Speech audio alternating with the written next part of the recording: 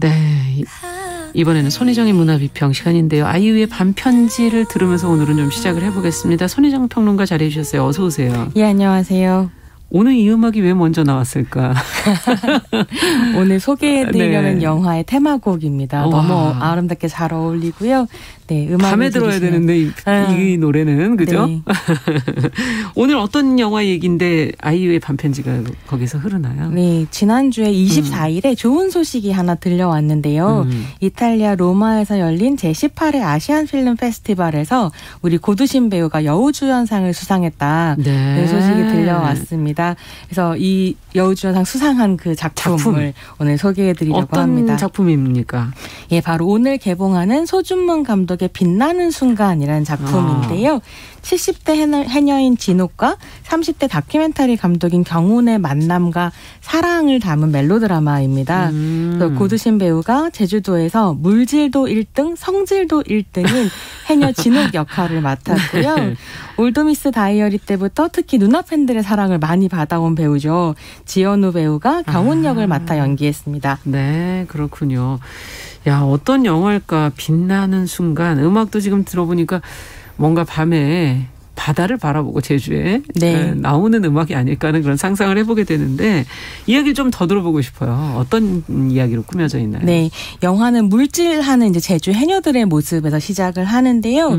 이 장면부터 참 아름답습니다. 그러니까 영화의 장점 중 하나가 제주도의 빛나는 풍광을 보실 수 있다는 점이고요. 어쨌거나 이 해녀들을 다큐멘터리 감독 경훈이 찾아옵니다. 경훈은 중요한 미션을 하나 가지고 이제 서울을 떠나서 제주로 온 참인데 네. 그 미션이란 게 뭐냐면 다큐멘터리에 출연하지 않겠다고 거절 중인 진옥을 잘 설득해서 그에 대한 다큐멘터리를 제작하는 거죠. 이제 경훈의 회사 선배가 경훈한테 어떻게든 설득해야 된다. 무조건 방긋방긋 웃어라. 이러면서 이제 경훈을 파견한 거고요. 네. 그런데 이 진옥이 정말 만만하지 않은 상대입니다. 아까 성질도 1등이라고. 네, 물질도 1등, 성질도 1등. 근데 경훈이 아무리 웃고 잘해도 넘어오지 않는 거죠. 그래서 결국 이제 경훈이 진옥의 비서를 자처하면서 하루 종일 진옥을 따라다니기 시작합니다. 그렇겠네요. 그래서 이런저런 해녀 일을 돕는데요.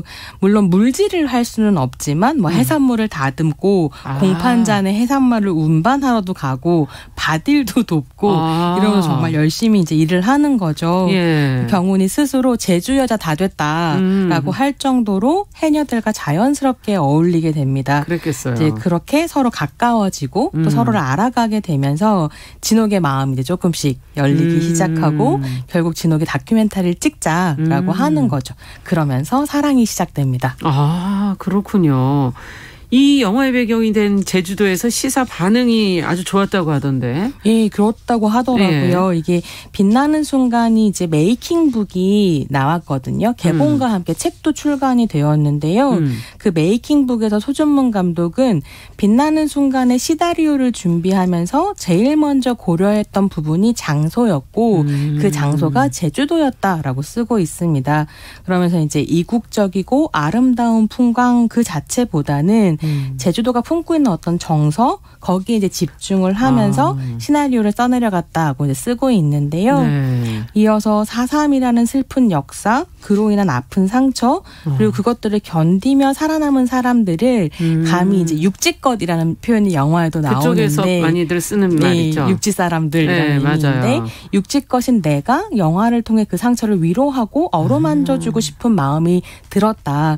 감히 그런 마음이 있었다. 이제 이렇게 얘기를 하는 거죠. 예. 그러면서 제주도가 또 하나의 주인공이라고 이제 강조를 했는데요. 그러니까 고두심 씨 말고도 제주도도 하나의 중요한 변수다 이런 말씀이시군요. 그런 거죠. 네. 그래서 이제 그렇게 제주도란 배경이 이제 정말로 중요했고 또 영화 찍으면서 되게 도움을 많이 받으셨대요. 그 영화 자체 제주도 방언이 계속 나오는데 그 방언도 계속 감수를 받으면서 그 방언을 고두심 배우님 이제 연기를 하시는데 예. 워낙에 제주도 출신이시기도 하잖아요. 있잖아요. 워낙에 이제 떠나온 지 오래되셨으니까 좀 잊어버리셨나요? 이 방언 연기에 이제 고민을 굉장히 많이 하셨고 제주도에서 사시는 분들이 듣기에 굉장히 예쁜 방언을 쓰신다.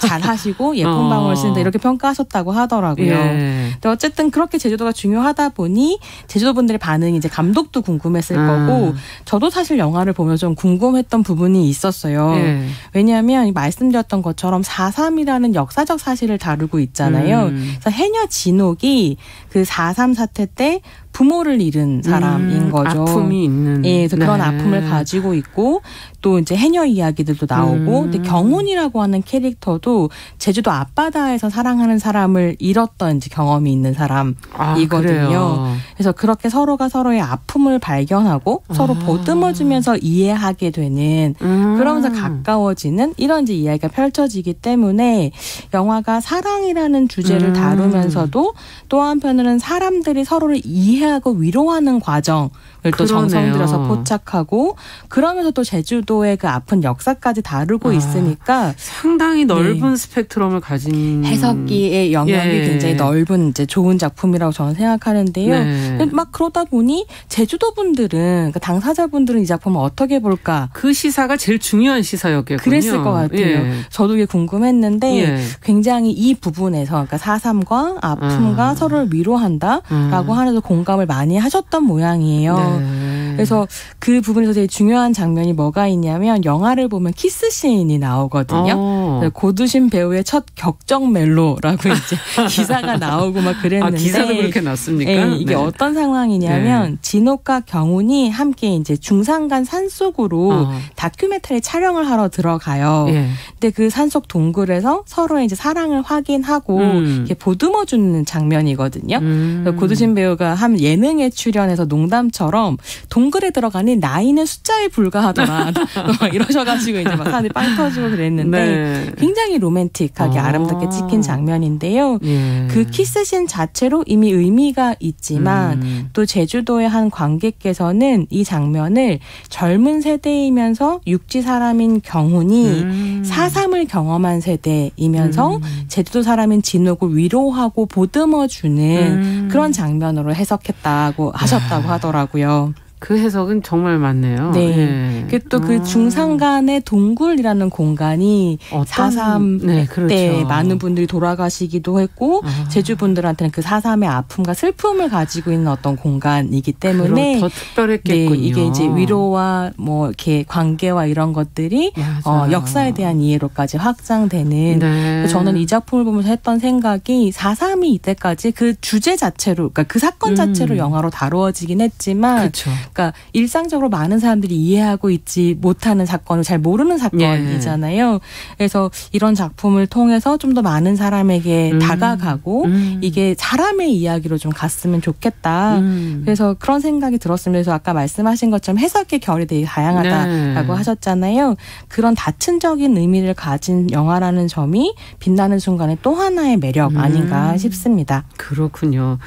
근데 이 영화가 한켠에서는 또 불편하다.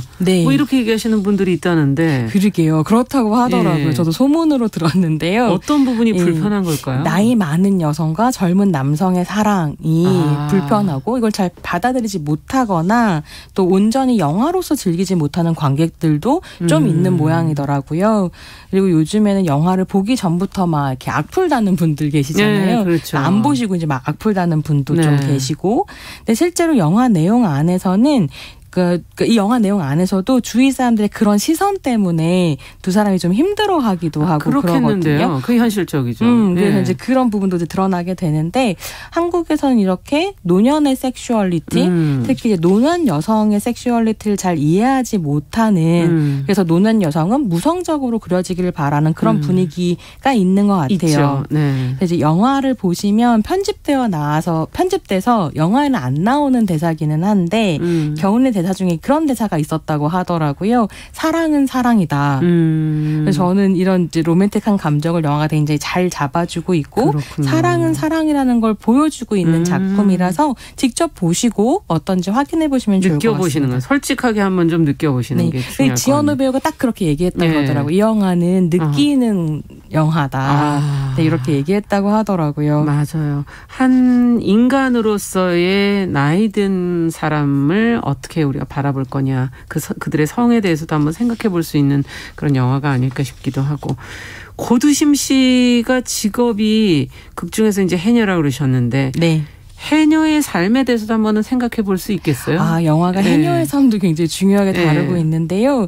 저는 좀 재미있었던 게 지현우 배우가 한 라디오 프로그램에 출연해서 이런 이야기를 했어요. 그러니까 시나리오를 받고 한 3주 정도 고민을 했다는 거예요. 그러니까 이 이야기를 관객들이 이해해 줄 수 있을까? 내가 이걸 잘 설득할 수 있을까? 그렇죠. 그래서 이런 고민을 하면서 직접 제주도로 내려갔다고 하더라고요. 이게 제주도에서 펼쳐지는 이야기니까 한번 내가 가봐야겠다. 제주도를 느끼면서 생각을 좀 해봐야겠다. 거기에서 해녀분들도 만나고 이렇게 이제 공부를 한 거죠. 그러면서 이런 얘기를 하더라고요.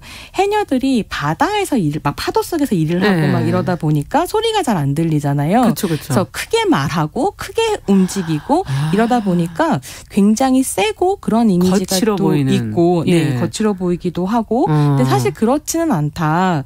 우리는 그분들을 늘 어머니, 할머니 이렇게 생각하지만 그 전에 무엇보다 여자인 사람들이다. 그렇죠. 이런 얘기를 하더라고요. 그래서 그 인터뷰를 발견을 하셨군요. 내려가서 들으면서 이 배우가 이 영화를 정확하게 하고 있구나 싶었거든요. 근데 이제 배우가 작품을 이해하는 건 당연한 것처럼 느껴지지만 아니죠. 꼭 그렇지는 않거든요. 그것도 노력이 필요한 거죠. 네, 그런 것 같고 예컨대 예전에는 뭐 퀴어 영화에서 게이 역할을 했던 배우가 자기 연기에 대해서 막 희화화하고 동성애 혐오적인 발언을 하고 이래서 이제 문제가 됐었던 경우도 있는데 그런 걸 생각해 보면 지현우 배우는 이 작품을 정말 최선을 다해 이해를 하려고 노력했던 거고 그래서 영화를 보면 저는 했던 생각이 지현우 배우가 굉장히 감성적으로도 풍부하고 그러네요. 지적으로 성숙한 배우구나 이런 생각을 했거든요.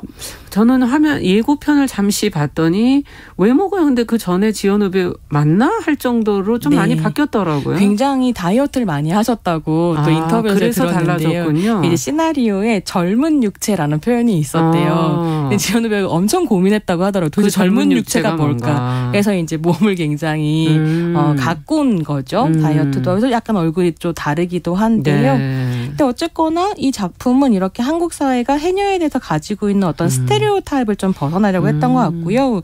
소준문 감독도 그런 이야기를 해요. 그러니까 이 영화를 준비하면서 첫 번째가 제주도 이야기를 하고 싶었다. 그렇죠. 두 번째가 해녀에 대해서 이야기하고 싶었다. 그래서 제주도 해녀박물관에도 가고 정말 셀 수 없이 많은 해녀 다큐멘터리를 봤는데 거기에는 어떤 천편일률적인 이미지가 있었다는 거죠. 그게 바로 이제 강인한 어머니의 이미지였다고 해요. 근데 하지만 이후에 해녀분들을 계속 인터뷰하면서 정말 다양한 얼굴이 있구나라고 깨달았고 그러면서 이제 좀 캐릭터를 풍부하게 만든 거죠. 근데 저는 중요한 부분이 이거라고 생각해요. 소준문 감독이 이 이야기를 하면서 뭐라고 덧붙이냐면 강인한 어머니의 이미지 그것도 해녀의 얼굴이고 그쵸. 이 역시 너무 아름답고 소중한 이미지라는 거예요. 근데 그게 다가 아니라는 점이 중요하다라고 얘기를 하더라고요. 그래서 그 메이킹북에서 또 소준문 감독이 뭐라고 쓰냐면 빛나는 순간이라는 이 영화에서 가장 중요한 지점은 70대 노년 해녀의 얼굴에서 어머니의 얼굴이 아닌 사랑의 얼굴이 보여야 하는 점이었다는 거였고 그것을 표현해줄 배우로는 고두심 말고는 생각할 수 없었다. 근데 고두심 선생님을 캐스팅하는 것은 정말 꿈 같은 일이었다. 근데 나오셨으니. 그렇습니다. 어떤 연기를 정말 하셨을까 갑자기 그거 너무 궁금해지네요. 그 말씀 한마디로도. 그러니까 이게 굉장히 다양한 얼굴이 영화 안에서 펼쳐지는데요. 그게 고두심 배우의 힘이라는 생각이 드는데 굉장히 성실하시대요. 그래서 준비를 많이 하시기도 했고 그래서 정말로 어머니의 얼굴에서부터 소녀의 얼굴까지 근데 이렇게 나누는 대단하네요. 것도 어쩐지 분리하는 것처럼 느껴질 정도로 그 하나의 얼굴에서 이제 펼쳐지게 되는데요. 이 서준문 감독이 그런 얘기 하더라고요. 고두심 배우님의 손이 자기 너무 좋았다. 그러니까 말끔하고 하얀 그러니까 여배우의 손이라는 편견이 있잖아요. 그쵸. 그런 여배우의 손일 거라고 생각했는데 삶의 어떤 시간이 고스란히 녹아 들어가 있는 그런 연륜이 보이는 손이었고 네. 실제로 영화에서도 그 손이 굉장히 중요하게 포착되는 부분들이 있거든요. 그래서 좋았던 것 같아요. 근데 고두심 배우님 같은 경우는 예. 고두심의 얼굴이 제주도의 풍광이다. 그렇게 찍겠다라는 서준문 감독의 이제 얘기를 듣고 출연을 결심했다고 하고 특히나 이게 제주도 출신이시면서 그렇죠. 제주도의 일에 정말 진심인 연예인이기도 배우이죠. 하거든요. 예. 그래서 이제 이 영화를 보시면 4.3 사건에 대해서 이제 얘기하는 기술하는 어떤 장면이 하나 있는데 네. 그거를 시나리오대로 하지 않았다고 하시더라고요. 그러니까 준비를 빼곡하게 뭔가 본인이 스스로 예, 써가지고 와서 감독한테 오늘만은 나를 믿어달라라고 하셨고 그게 어떻게 보면 제주도 사람으로서 고두심이 이 영화에서 보이는 어떤 진심이었던 거 아닐까 이런 생각이 좀 들었습니다. 네, 직접 가서 봐야 되겠네요. 보셔야 됩니다. 네. 오늘 개봉입니다. 오늘 개봉이군요. 네. 선희정의 문화비평 영화 빛나는 순간.